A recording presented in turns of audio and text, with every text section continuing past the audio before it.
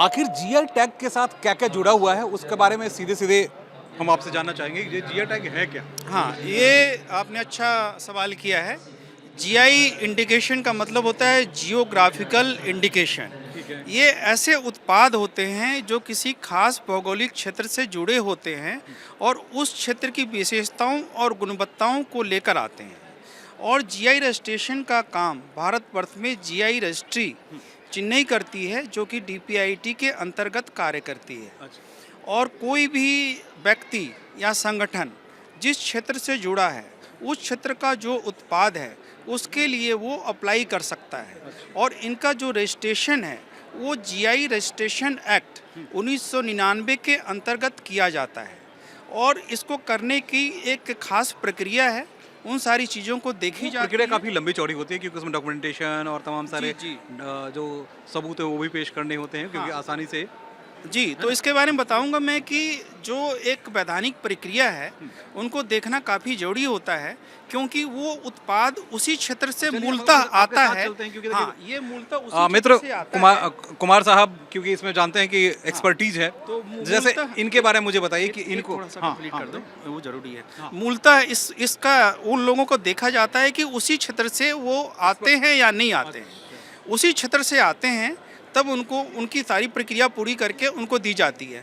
और इसके बारे में एक चीज़ सबसे बड़ी बात है, जिनको जियो टैगिंग दी जाती है वो वैधानिक होता है। और जिस संस्था या व्यक्ति को ये मिलता है, जिस क्षेत्र को मिलता है, वही लोग इसको यूज कर सकते हैं।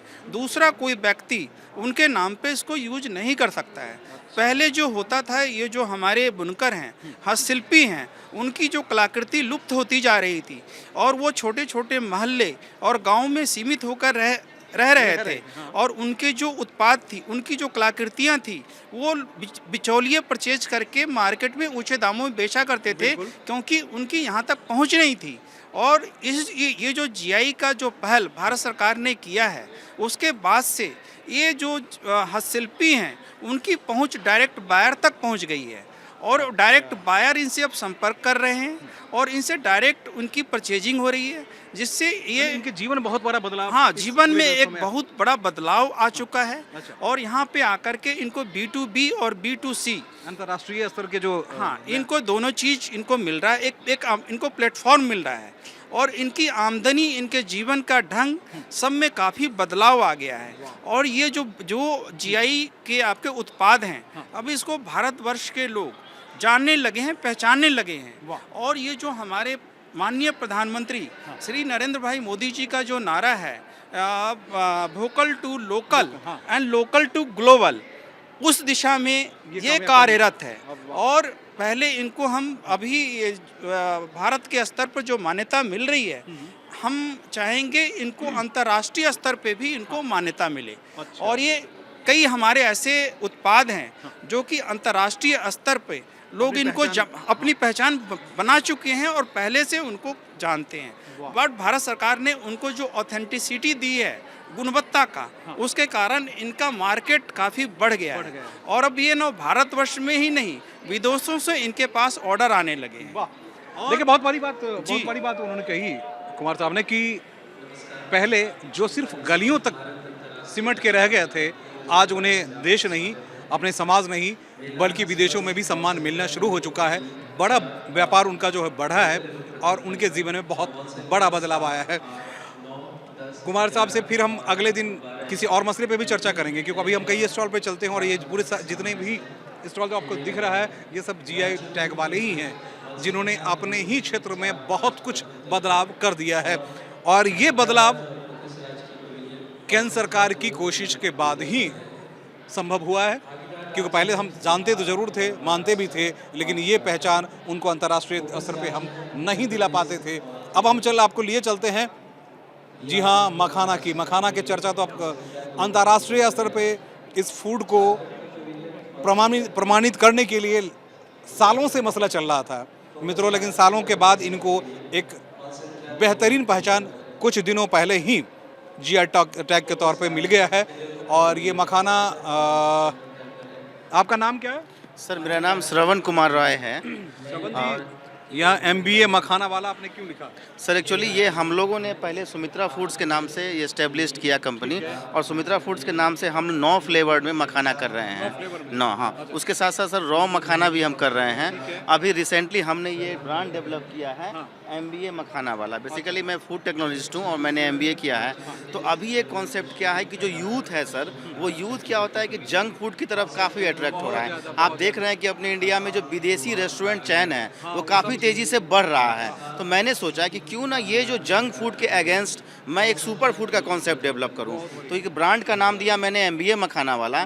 मेरा कॉन्सेप्ट ये है कि लगभग 16 से 17 मखाना से रिलेटेड रेसिपी जो है मैं सर्व करने वाला हूं। MBA मखाना चीज़ अंदर आइए, मैं कुछ चीज़ें बता दूं। मैं भी उसी हिस्से से आता हूं जहां मखाना की खेती हुआ करती है। जी हाँ, मखाना पे हम तकरीबन 100 से ज़्यादा स्टोरी आपको हम अपने दर्शकों को दिखा चुके हैं।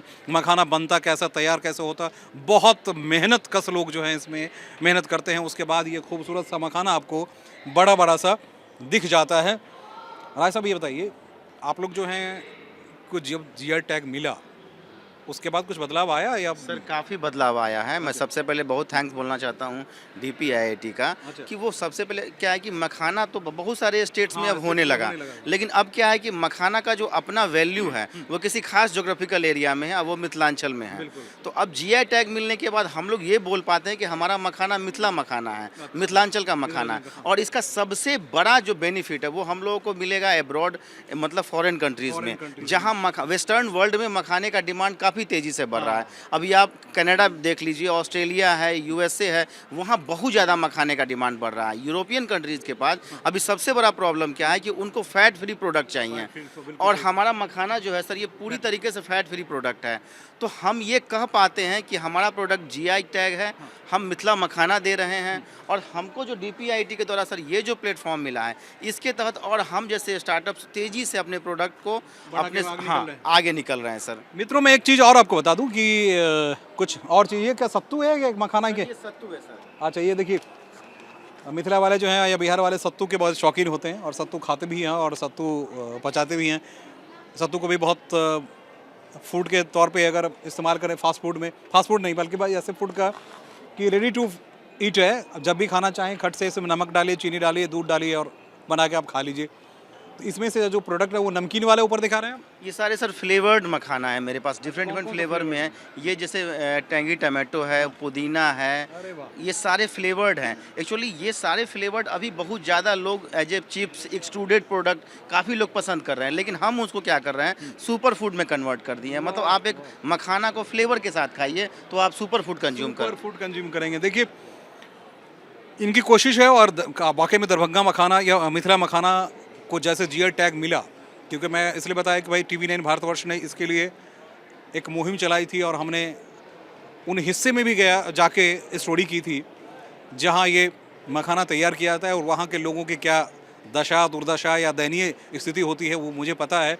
लेकिन अंतर्राष्ट्रीय प्रदेश स्तर से आप देश स्तर तक आते हैं, देश के बाद अगर विदेश में जाते हैं, उसके बाद अंतर्राष्ट्रीय स्तर पे अगर बाजार मिलना शुरू होता है तो वो इन लोगों के लिए सौभाग्य का मसला होता है। हाँ, वहाँ के किसानों की ज़िंदगी में भी तब्दीली आ रही है, ऐसा कह सकते हैं। एकदम क्योंकि वो किसान जो होते हैं कुछ ही लोग उसमें काम करते हैं, उसके बाद छोड़ के चले जाते हैं भैया बहुत दिनों तक। और आप जानते हैं कि बिहार के उस हिस्से में बाढ़ की सबसे बड़ी समस्या होती है, पानी ही पानी होता है। वो खाने के लिए मछली खाते हैं, मखाना खाते हैं या फिर चावल खाते हैं, है ना, यही सारी चीज़ें हैं। तो इसलिए मैं उसके बैकग्राउंड की कहानी मैं आपको बता दिया। तो ये मखाना GI टैग के बाद इंटरनेशनल लेवल की स्टैंडर्ड के साथ कौन सा फूड कह रहे थे? Super food. यानी सुपर फूड आप खाइए और अपने आप को तंदुरुस्त करिए। इनको बाजार में मिला, आपको भी एक बहुत बेहतरीन प्रोडक्ट मिला। अब खाना आपको है, देखना आपको है, बाजार को देखना ये है कि आपको चाहिए या नहीं चाहिए। फिलहाल सुमन कुमार अपने कैमरामैन खड़ग सिंह के साथ कुछ और भी चीज़ें आपको दिखाएगा, लेकिन ये सुपर फूड आप ज़रूर एक बार इस्तेमाल कर सकते हैं, ये हम कह सकते हैं। नमस्कार।